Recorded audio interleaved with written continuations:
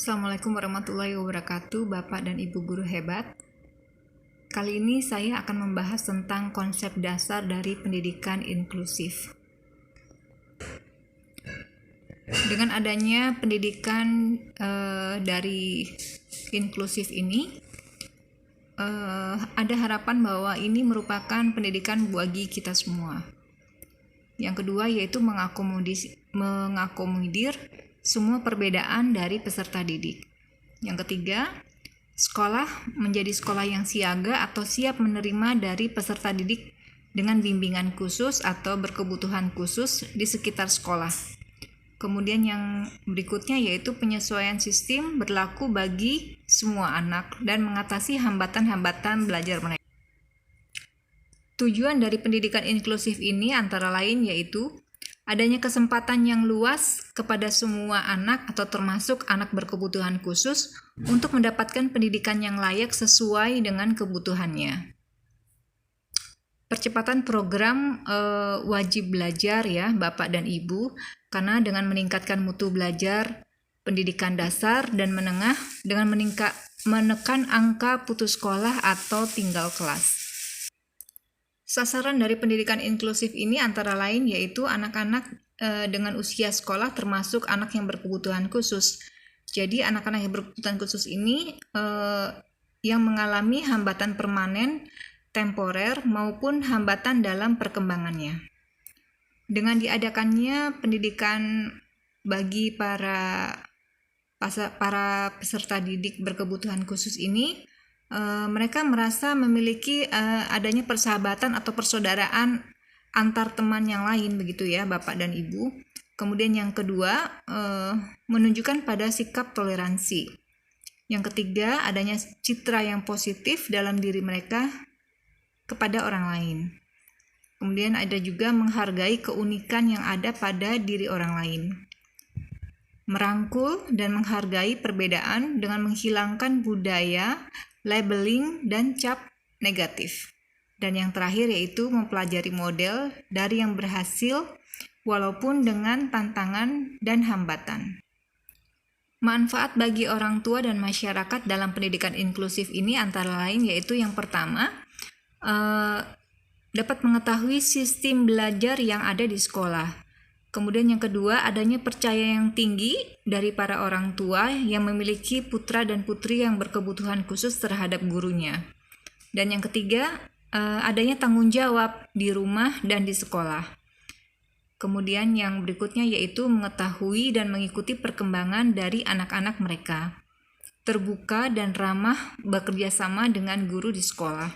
Semua keluarga belajar tentang perkembangan dari anak-anak mereka. Keluarga akan dapat memahami perbedaan individu dan keberagamannya.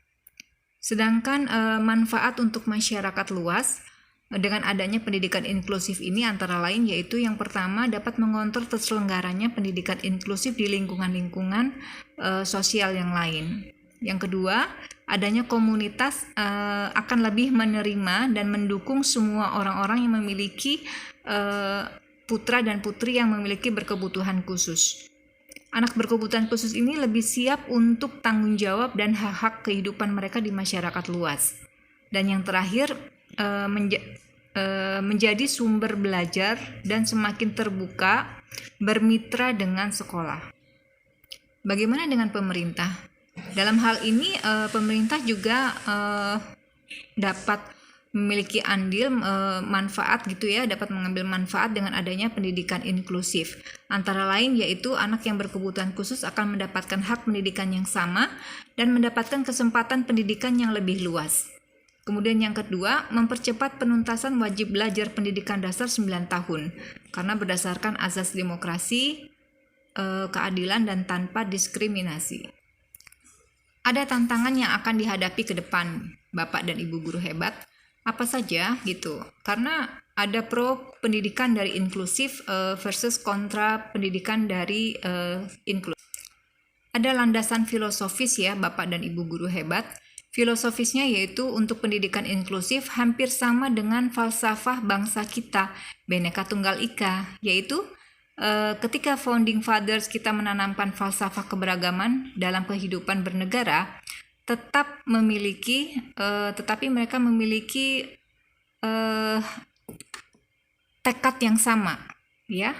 Jadi walaupun mereka memiliki keberagaman dalam berkehidupan gitu ya, jadi mereka memiliki tekad yang sama. Selain landasan filosofi, ada juga landasan pedagogik. Apa itu landasan pedagogik? Ya, ini terarah dalam pasal 8 undang-undang gitu ya, nomor 20 tahun 2003, dengan tujuan pendidikan nasional adalah berkembangnya potensial peserta didik agar menjadi manusia yang beriman dan bertakwa kepada Tuhan Yang Maha Esa, berakhlak mulia, sehat, berilmu, cakap, kreatif, mandiri, dan menjadi warga negara yang demokratis dan bertanggung jawab.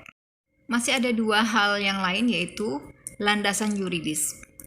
Pada landasan yuridis ini, yang pertama itu berdasarkan pada Undang-Undang Dasar 1945, ada amandemen pasal 31 ayat 1 dan ayat 2, hak dan wajib mendapatkan pendidikan.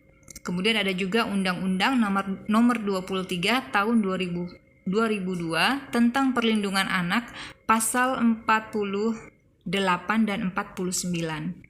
Dan yang berikutnya yaitu tentang Undang-Undang nomor 20 tahun 2003 tentang sistem pendidikan nasional. Jadi berdasarkan landasan di atas ini, pendidikan merangkul semua kalangan dan semua peserta didik. Dan yang terakhir ada landasan empiris. Jadi pada landasan empiris ini, Bapak dan Ibu guru hebat, ada deklarasi HAM dari PBB ya. Kemudian ada konvensi hak anak pada tahun 1989. Ada juga konferensi dunia tentang pendidikan untuk semua. Resolusi PBB nomor 48 tahun 1999 tentang persamaan hak bagi orang yang berkelainan atau berkebutuhan khusus ya. Kemudian ada pernyataan Salamanse tentang pendidikan inklusif tahun 1994. Komitmen Dakar juga mengenai pendidikan untuk semua. Komitmen deklarasi ini juga ada deklarasi Bandung pada tahun 2004 tentang rekomendasi Bukit Tinggi di tahun 2005.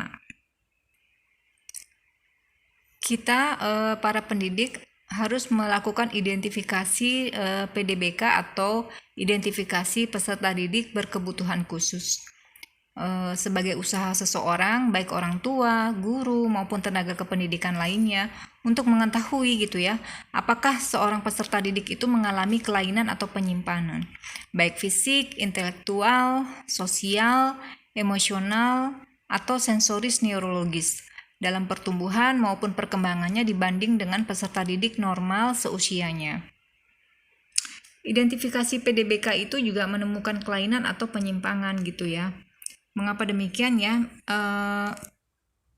Itu dilaksanakan melalui pengamatan gejala baik fisik, perilaku maupun hasil dari belajar.